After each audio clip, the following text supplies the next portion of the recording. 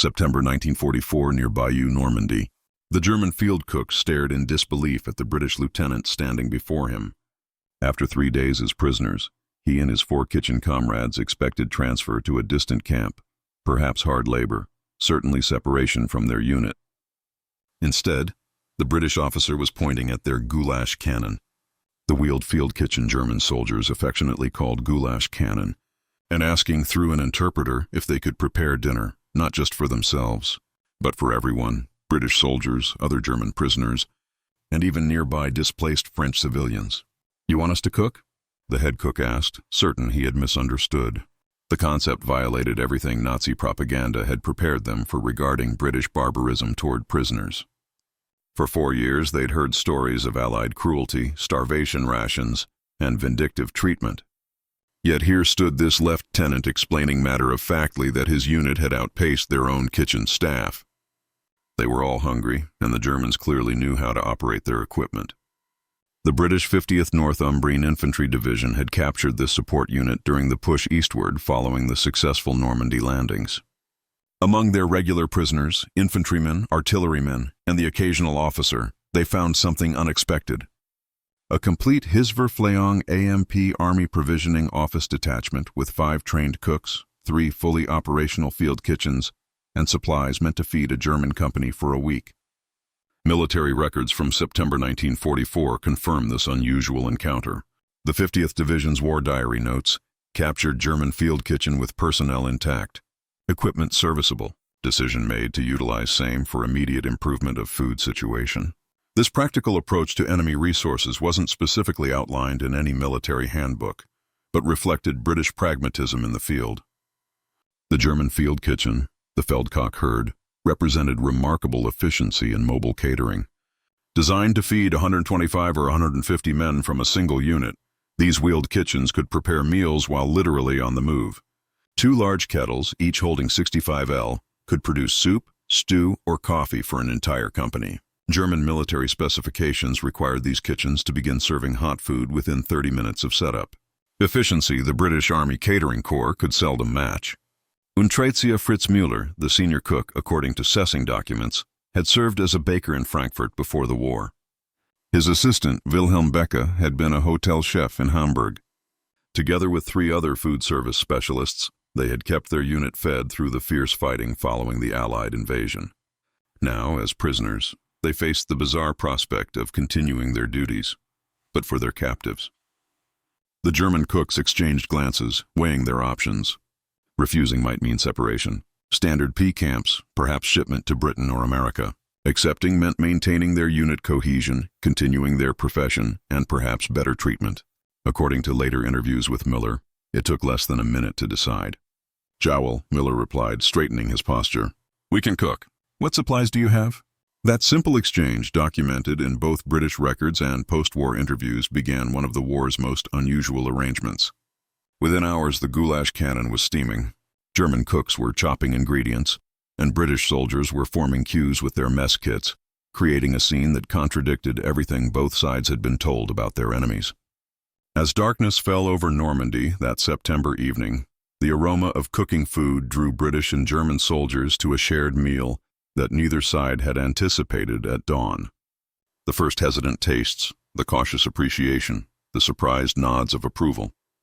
These moments began a culinary collaboration that would eventually challenge deeply held prejudices more effectively than any propaganda campaign.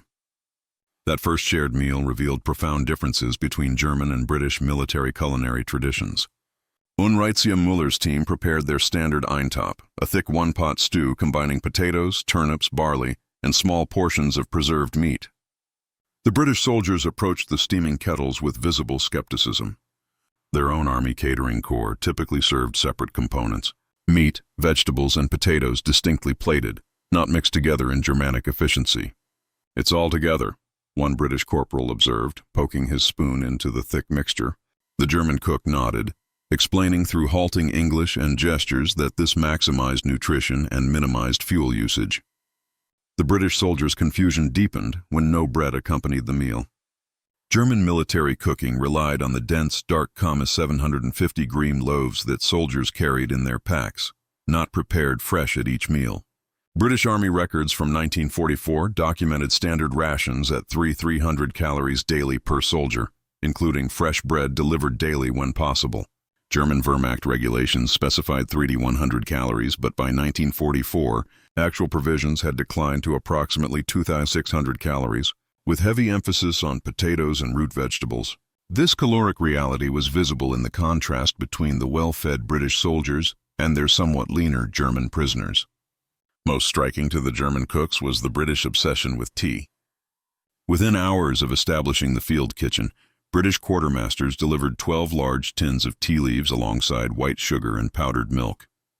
According to WWII, the youngest German cook, whose post-war memoir documents this arrangement, the British officers insisted on tea being available continuously, not just at mealtimes. "They drink it like water," he wrote, "and become irritable without it." British Army regulations from 1944 confirm a tea ration of 58 ounces per man daily, enough for 6 strong cups. The British soldiers, meanwhile, marveled at how German cooks utilized every available resource. Vegetable trimmings became soup base, stale bread transformed into thickener, bones were roasted before boiling for deeper flavor. These techniques reflected years of German resource constraints that had trained military cooks in extreme efficiency. British Army Catering Corps training, by contrast, emphasized standardization over improvisation. Cultural misunderstandings abounded. German cooks prepared coffee at dawn, following continental traditions. British soldiers expected tea. The Germans scheduled the main meal at midday. The British expected it in the evening. British officers initially insisted on being served separately from enlisted men, a class distinction that bewildered the Germans, whose officers ate the same food as their men, merely in different locations. By the second week, practical compromises emerged.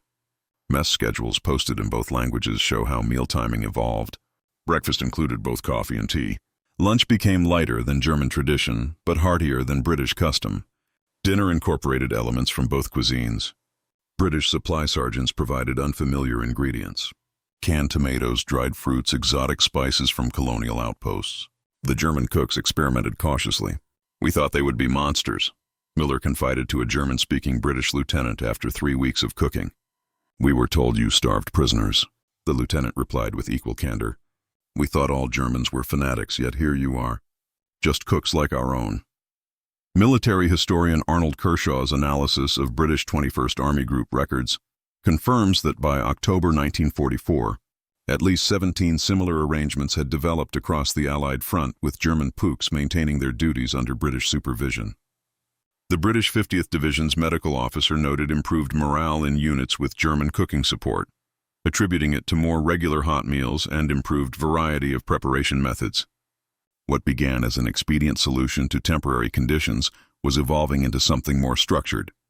The professional respect between cooks transcended national uniforms.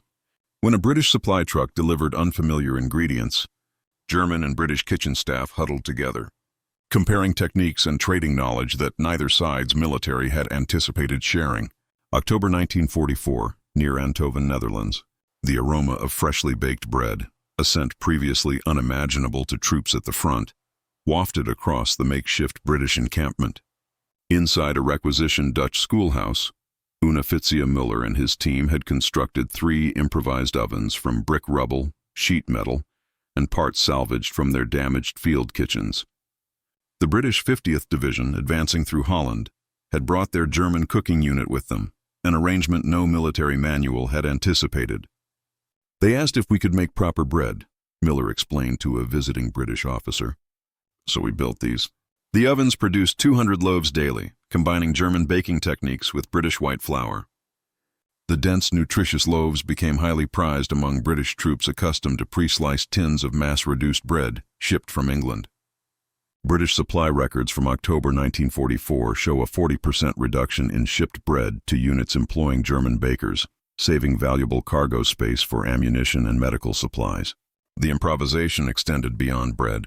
When British quartermasters provided unfamiliar ingredients, canned pineapple, dried coconut, American spam, the German cooks experimented cautiously. Ludwig Hahn, the youngest cook, developed particular skill with British tea rations, creating a strong, sweet brew that British soldiers lined up to receive. His victory tea, brewed with added condensed milk, a hint of cocoa, and crushed hard candies, became so popular that soldiers from neighboring units came to trade cigarettes and chocolate for a canteen cup. "We're feeding 300 men 3 meals daily from kitchens designed for 150, recorded British Lieutenant James Harrington in his October field report. The German cooks work 14-hour days without complaint. Their efficiency exceeds our own catering corps. This productivity didn't go unnoticed at higher levels. By November, British Second Army Headquarters had issued a memorandum. German P cooks may be retained at unit level where security allows and performance merits. The cooking operation expanded beyond military personnel.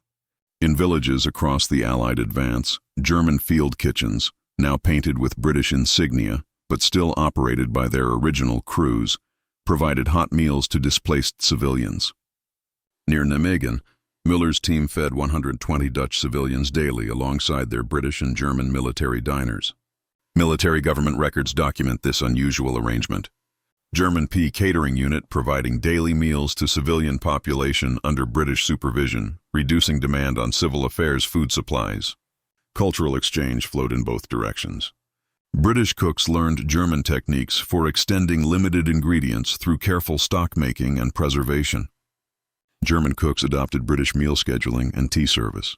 The resulting hybrid cuisine created something entirely new, a pragmatic wartime fusion. British soldiers taught their German counterparts to prepare custard from powdered eggs and milk. German cooks showed the British how to make dumplings that transformed thin stews into filling meals. The numbers tell the story of expanding operations. British quartermaster records from November 1944 show one German P kitchen team feeding an average of 275 people daily, using 15% less fuel and 22% less raw ingredients than equivalent British catering units. By December, 17 documented German cooking teams operated under British supervision across the front, serving approximately 4,500 meals daily to British troops, other German PSWs, and civilians. Wilhelm Becke, formerly a hotel chef in Hamburg, received permission to maintain a garden behind British lines, growing herbs and vegetables to supplement military rations. His notebook preserved in Imperial War Museum archives meticulously records yields: 85 lb of turnips, 140 lb of potatoes, 32 lb of onions harvested before the first frost. These fresh ingredients transformed standard military fare into something approaching pre-war civilian meals.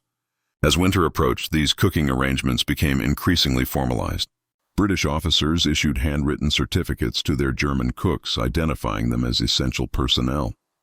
These documents, several of which survive in archives, protected the cooks from transfer to General P camps. What had begun as emergency improvisation was evolving into something more permanent, a recognition that former enemies could provide essential services under the right conditions.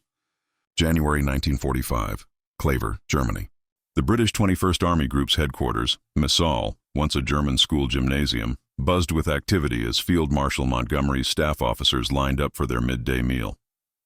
Behind the serving table stood Unreitzia Müller and his team, now wearing clean white cook's garments with small P badges sewn discreetly on the sleeves.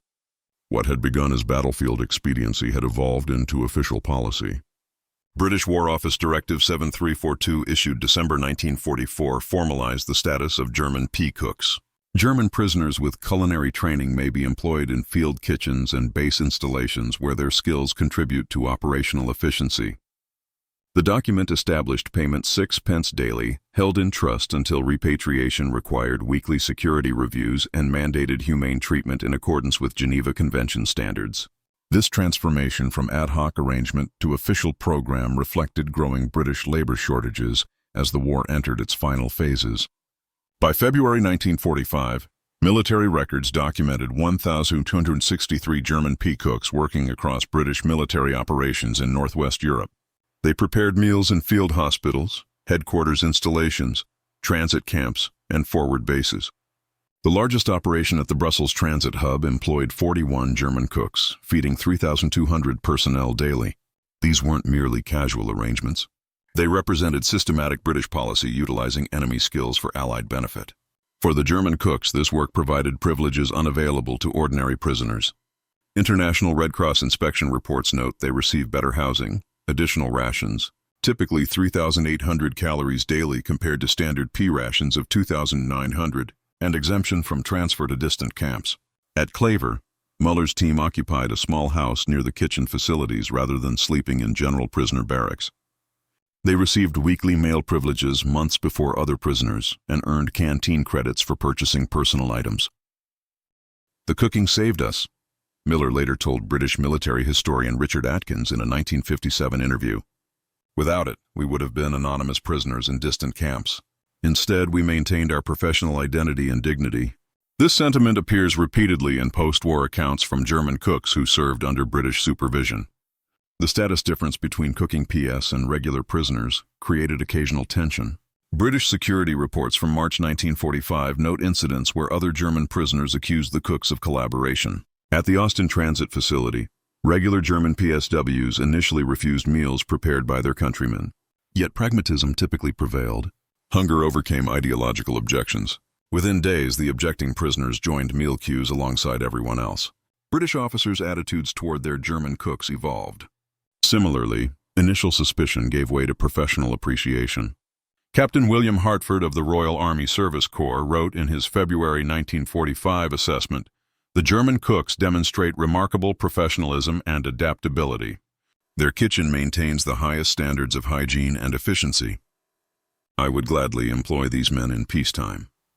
Such evaluations appear frequently in British military records from this period. As British forces advanced deeper into Germany, the pea cooking program expanded. Paradoxically, more German military cooks fell into British hands, while growing numbers of displaced German civilians required feeding.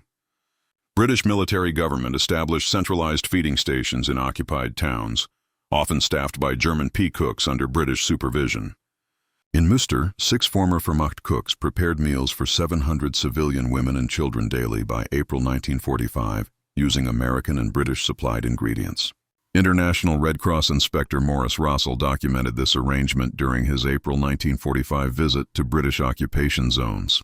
The employment of German military cooks to feed civilian populations represents a pragmatic and humane approach.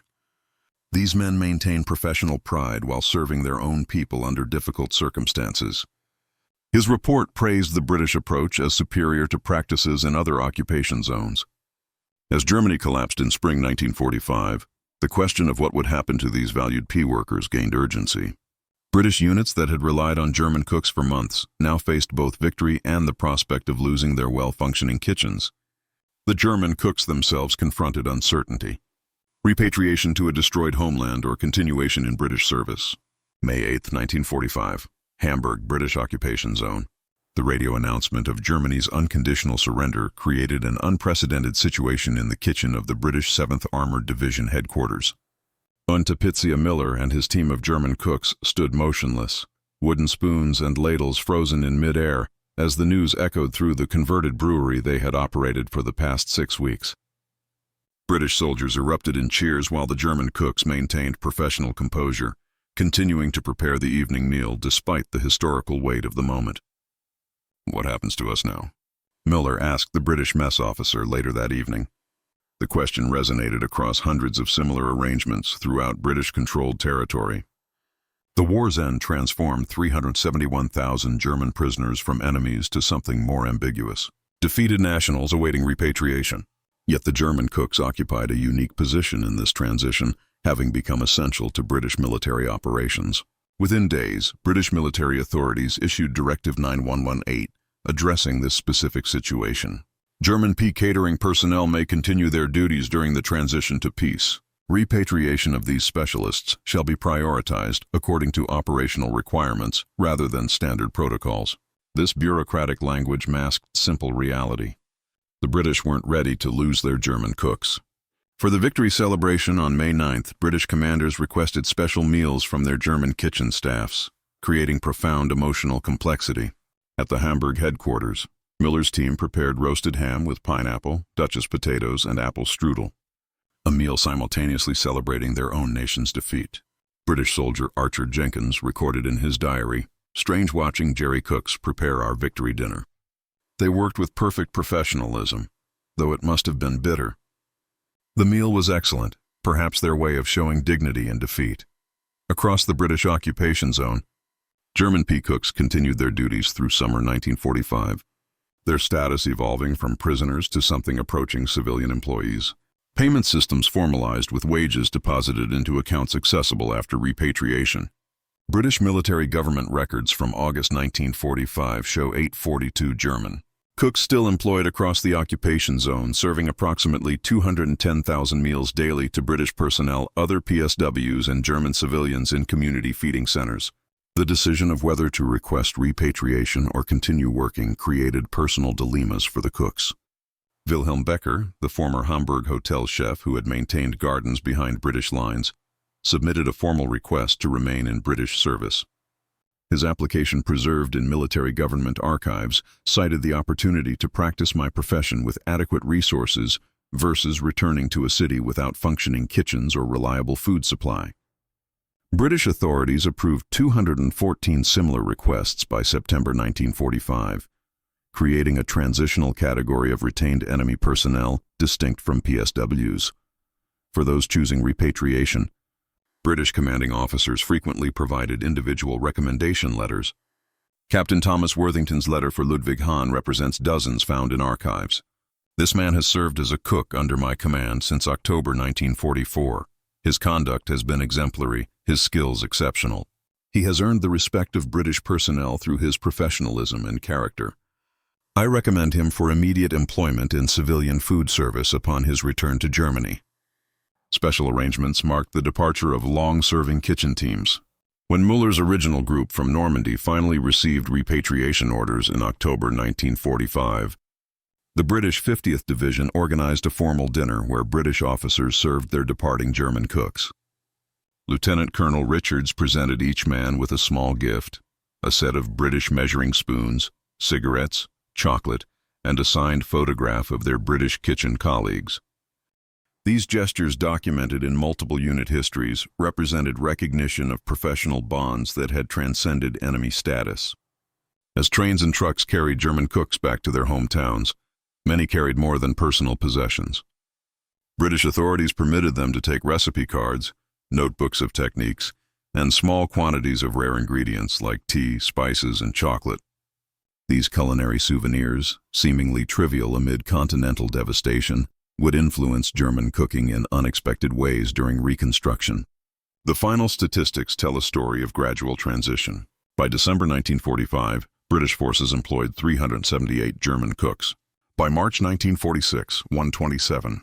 By June, just 42 specialists retained for officers' messes and major headquarters. The rest returned to a Germany where their unusual wartime experience would prove unexpectedly valuable in the challenging years ahead. December 1946, Frankfurt, American occupation zone. The line of hungry Germans stretched around the block, drawn by rumors of a new restaurant offering something extraordinary. Unlimited tea served British style with milk and sugar. Inside the converted storefront, Uniffizier Fritz Müller, now simply Herr Müller, proprietor, moved efficiently behind a counter fashioned from American shipping crates. The teapots, British Army surplus purchased through occupation authorities, steamed constantly as Germans experienced flavors most had forgotten during years of ersatz coffee and herbal substitutes. Müller represented hundreds of former peak cooks returned to devastated German cities carrying an unexpected asset, intimate knowledge of Allied food systems and techniques. In cities where functioning restaurants were rare and food supplies strictly controlled, these men leveraged their unusual wartime experience into immediate employment. Their British military recommendation letters bearing official stamps and signatures opened doors with occupation authorities that remained closed to most Germans. The culinary influence flowed in both directions. In Britain, demobilized soldiers returned home with newfound appreciation for German cooking techniques. The dense, nutritious bread they had enjoyed from pea bakers influenced post-war British baking. Army catering schools incorporated lessons from German field kitchens, particularly methods for stretching ingredients and reducing waste. The British Army Catering Corps' 1947 field manual included sections on continental efficiency measures that clearly derived from German practices. Wilhelm Becker, who had maintained vegetable gardens behind British lines, opened Hamburg's first post-war hotel restaurant in February 1947. His establishment featured a distinctive Anglo-German cuisine, traditional German dishes prepared with British organizational methods and service traditions. Contemporary accounts describe his dining room's unusual feature: An afternoon tea service complete with tiered stands holding small sandwiches and pastries. A direct import from British officers' messes where he had worked for 18 months after the war's end. Most significantly, many former P cooks became key figures in Germany's hotel and restaurant renaissance during the economic miracle of the 1950s. Ludwig Hahn, whose Victory tea had once been traded for cigarettes among British soldiers, established Frankfurt's English Hof in 1951. Its restaurant featured dishes documenting his unique culinary journey. Tommy pudding made with powdered milk and eggs. Churchill stew featuring corned beef and root vegetables. Invasion bread using British-style flour and German technique. Statistical records from West German hospitality associations reveal the impact. Approximately 340 hotels and restaurants established between 1947 and 1957 were founded or co-founded by former military cooks with British P experience. These establishments employed an estimated 4,800 workers and served approximately 12.6 million meals annually by 1957, representing nearly 8% of West Germany's commercial food service sector. The connections formed over shared meals sometimes lasted decades. In 1962, British veterans of the 50th Division organized a reunion in Newcastle that included invitations to 7 German cooks who had fed them during the advance through Europe. 6 attended, traveling from Germany at British expense. Photographs show former enemies sharing meals and memories, united by the universal language of food that had first connected them amid war's destruction. Hans Mahler, son of the original Unreitzia Müller, continued his father's culinary legacy by studying at a British hotel school in the 1960s, his tuition partially funded by a scholarship established by British veterans. His subsequent career included positions at London's Savoy and Claridge's before returning to Germany to operate his father's expanded restaurant business.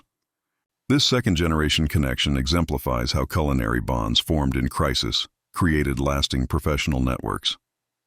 Modern food historians recognize this wartime culinary exchange as more significant than previously acknowledged. Dr. Elizabeth Hartley of the European Culinary Institute observed in her 2019 analysis. The integration of German P cooks into British military kitchens represents one of history's most unusual cultural exchanges. These daily interactions around fundamental human needs, preparing and sharing food, created understanding that formal reconciliation programs could never achieve. The legacy continues in subtle ways. British military dining facilities still serve a dense brown bread called Wehrmacht loaf by older personnel. German restaurants near former British bases often feature distinctive tea services. These culinary echoes, spanning decades and generations, began with that surprising moment when British soldiers, recognizing skilled professionals behind enemy uniforms, pragmatically asked their German prisoners to feed everyone. The captured German cooks, initially stunned by the request to prepare meals for their captives, ultimately demonstrated how shared food transcends artificial divisions. Their story reminds us that human connections, formed through the simple act of breaking bread together, often prove more durable than the conflicts that temporarily divide us.